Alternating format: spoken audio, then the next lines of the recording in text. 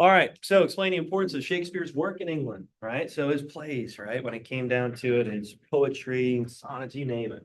Detail a few of his famous works. Also detail the importance of Gutenberg's printing press. So we talked about this yesterday towards the end of class, and we mentioned about this printing revolution and how the printing press might have been the greatest invention of all time. Maybe. All right. So do you think everyone could feel, embrace the Renaissance? This is another question I want to make sure you guys know.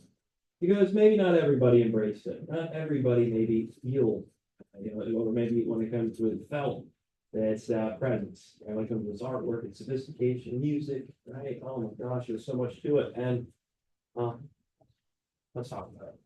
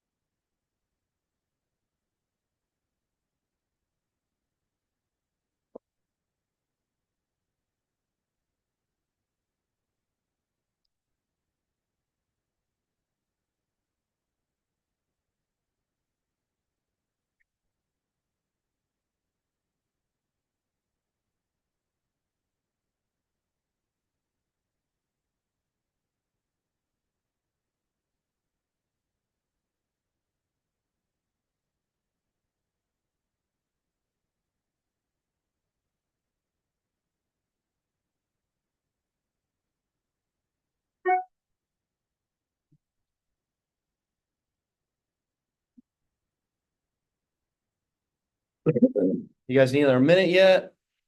Okay, no problem. Just people working, just stay quiet, guys. Bless you.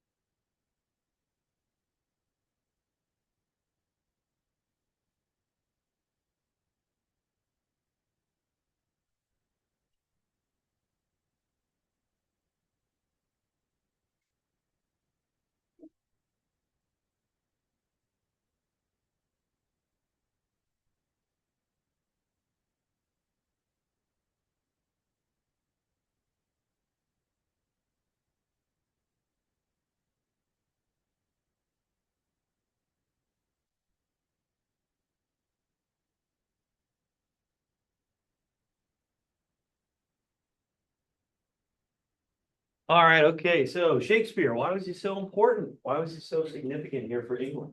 What do we got? So we talked about Northern Renaissance artists with Albrecht Dürer, right? We mentioned a little bit about other ones, but their work and their themes, their styles. That was a little bit different than Italian Renaissance.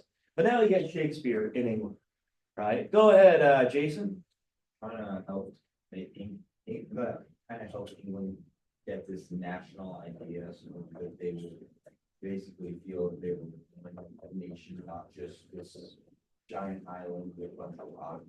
Holy cow, all right, yeah, so he gave them a national identity, right? So when it came to this nationalism, this national pride, people got behind it. They said, hey, we got a sense of culture now that we never had before, right? With Shakespeare and his beautiful artwork, these plays, it's relatable, not just to the higher end, the higher classes, right? But to everybody. When it comes to the lower class, when it comes to the middle class, you name it. Everybody could embrace and come to his play. Again, we talk about like Globe Theater, right? Globe Theater was a place where people could come to watch his plays. And again, it wasn't just for the higher class. So yeah, might got the royalty, you might got, let's say, Queen Elizabeth I sitting up in the, kind of in the rafters, so to speak, and then you had your lower class kind of down in the pit, right? General admission, sure. But everybody could relate to this, right? When it came to love, right? When it came to tragedy, oh my gosh, when it came to war, right? Again, a lot of the history that was happening around at the time, like Henry VIII, right? So a lot of these stories here he could relate to, right? He could obviously emphasize this with a lot of the people throughout England at the time. And yeah, it does bring a sense of national pride, a national identity to the English people, right? So now all of a sudden you start to see this breakaway from just what the Catholic Church has to say, right? And we'll talk about this breakaway here soon with Henry VIII and, well, how this Catholic Church is going to be a separation of it. And we'll mention that here with the Reformation. Anyway, Shakespeare's work, again, it is a sense of national pride and national identity for the people, of bringing on a culture that England's really never had before. All right, what about some of his famous works? What are some famous plays that we talked about yesterday that you guys all should probably know a little bit about anyway? Austin. Hamlet. Hamlet, yeah, good job. And like I said, Lion King ripped it off, didn't they? Yeah, they did, right? So I came to this story about this, let's say that, the prince, the son here, his dad gets killed by his uncle. Oh my gosh. And it was his objective, his right to seek out the throne, kill his uncle. Oh my gosh, to attain that power. So yeah, some relatability there. I get it with Lion King. I'm sure you guys heard that before, right? Maybe you can look at it and see the connections with him. Jason. Henry VIII, yeah, good job. So when it came to history, right? He talked a lot about that. And let's face it, there's a lot of chaos with Henry VIII's rulership, that's for sure. All right, and it's like I mentioned with one of the cannons that went off, it burned the Globe Theater down. Oh my gosh. So talk about CGI? No, I'm just kidding, not CGI. But when it comes to this devastation that happened here in the Globe Theater because of that flag. All right, what's another one? What's another one? Romeo and Juliet, right? Okay, we should all know that.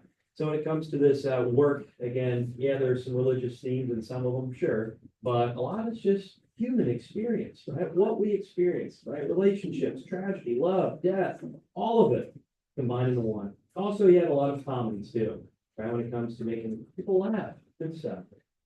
All right, anything else we can talk about Shakespeare? What about the words he added to the English language, the sayings? What was one of them that stuck out to you yesterday, we still use today? What was one of the sayings we said yesterday? What was it? Jason? Heart of gold. Yes, good. I have a heart of gold for you guys because I'm pretty much laying out the test questions for you tomorrow. Yeah? Yeah, you see it? Okay. What else? Anything else? Brody? Wild goose chase, huh? You ever hear that one before? Yeah, all right. So there's a lot of sayings, a lot of words he added to the English language, which is pretty amazing. All right, so you can see his impact again on the culture. All right, again, you can maybe relate it to today with our sense of culture, right? Let's face it, when it comes to sports, when it comes to entertainment, right? A lot of the world really looks at us as this this origin, these origins of work and art and sports, right? Let's face it, baseball, football, you name it. All right, let's go to Gutenberg, the printing press. Why is this so revolutionary? How so? Awesome. Like, so authors, it's really good because they can mass produce books. Yeah, right. So when it comes to ideas, ideologies, well, with information comes what, Austin? Power, right? And now these ideologies are going to even challenge the strongest of kings, right? Even challenge the power of the Pope. Oh my gosh. So yeah, I know we talked a little bit about that yesterday with information and why it's so important. at the time when it came to written material books, well, you were limited. And let's face it, the only people educated were these Catholic Church officials, right? The clergy, right? And they were telling you what you should know. And if you ever question it, heretic, right? Killed. So now all of a sudden with this printing press, people have access to a lot of written material. They have a lot of access to information that would challenge even the strongest kings, call them out for some of their bluffs, let's face it, right? Hypocrisy, yeah, we can finally challenge it, make jokes about it. Harassment, he was pretty good at it, let's face it, right? The praise of Pollock. So now people are enlightened by these new ideas. They start to see exactly how maybe they could change their lives for the better when it comes to challenging the authority of this hypocrites and corrupt church officials or these political leaders at the time. Man, oh man. So yeah, Gutenberg's invention, there's a lot more to it than just a few levers and pulleys and different types of gears that smash these letters into paper. Right, so this printing revolution will really transition the world into a better place. There's gonna be a lot of revolts and revolutions because of it. It's unfortunate, but it's gotta happen, I guess. So yeah, the printing press, probably one of the greatest inventions of all time. All right, well, I'm gonna show you guys a video here right after we're done here, and I'll have the review with you guys to look at. But it's pretty cool to watch it, how it works. It does take some time. It's not like it's that easy, you can whip it together that quick. But when it comes to the printing press, you can print as many sheets of paper as you want, as long as you have the ink and, well, space to dry the ink on the paper or foil in case. So we'll talk about that. I'll show you a clip of the printing press and how it works. You guys know the most printed book, even still this day? What is it, Jason? The Bible. Yeah, good job, the Bible. Good, good. All right, so that's interesting to know. Anyway, so when it comes to translating the Bible too, this is only gonna help the Reformation, right? We're gonna talk about how there's gonna be different types of Christianity that form, how Catholicism is just gonna fracture, right? Christianity is gonna fracture in many different viewpoints and perspectives. And it probably wouldn't have happened without the printing press. One challenge though, like I said, was everybody literate at the time? Could everybody read and write, Eli? The 1500s? No, they couldn't. So it's gonna take a little bit of time to get the ball rolling, right? To put words on paper. Yeah, yeah, all right, a good one, huh? Yeah, nice. All right, last thing here, guys, when it comes to this question, I want to make sure we cover this too. The Renaissance. Do you think everybody could feel it? Do you think everybody could embrace the Renaissance? Everybody. Could they? Might be a loaded question. Might be. Could be a double meaning behind it. Luna? We live in a day and century where if one person likes something, another person's gonna disagree just for the hell of it. Honestly, no. Someone's gonna disagree with it just for fun. Okay, all right, all right, all right. Like I was just talking though with Eli here, when it comes to literacy, when it comes to people being able to read and write, well, not everybody could, right? Let's face it. So could everybody see and understand these works and understand its true meanings? No, right? When it comes down to it, this beautiful artwork that the Italian Renaissance artists were creating, could everybody go and see this beauty? No, they couldn't. Right, so when you think of the Renaissance, especially in the Italian Renaissance, right, it was only really for the higher class. It was really for these church officials and how the Pope would advise many of these artists to create these beautiful works for them. The lower class, not so much. Darn it, darn it. But as you get up towards the northern parts of Europe and even England, the people maybe see it a little bit more. How? How? What are the examples that we can use, Jason? All the wood carvings and such. The woodcuts, right, with Albert Durr, good job. So yeah, now you can print way more, right? You can create way more pieces of his art because these woodcuts, awesome. That's kind of leading into the printing press. You see that transition, Jason? Not bad, huh? Not bad. And then we talk about Shakespeare, right? Was it just for the higher class? No, right? Everybody could embrace his work. Everybody could relate to his plays. So, yeah, I know it's kind of a double-edged sword here, right? Especially in Italy, not so much, right? The lower classes, the middle class even, they couldn't embrace or understand this artwork at the time. But when you get to the Northern Renaissance, which maybe is considered less sophisticated, but I would maybe say even more, because the themes are a little bit different, and humanism is being embraced a bit more. Well, there, a lot of people could see it. A lot of people were enlightened by it, influenced by it. And that's only gonna lead even more towards this Reformation that we're gonna talk about next topic. All right, is there any questions, guys? Good? All right, so tomorrow we're gonna be ready to roll. All right, I'm gonna show you real quick this video of the printing press. It's only like 2 minutes, but you can kind of see how it works and see how, maybe they created these, many different types of literacy and different types of books and newspaper. Obviously when it comes to the press, that's going to be huge at the time. Man, oh man. Anyway, I know we talked about the printing press, how it relates to today. Well, social media is kind of taken over. I get that. And with social media, more people have access to information than really ever before. And X is kind of one of those leaders when it comes to information and not being censored by government. Should there be government censorship? I don't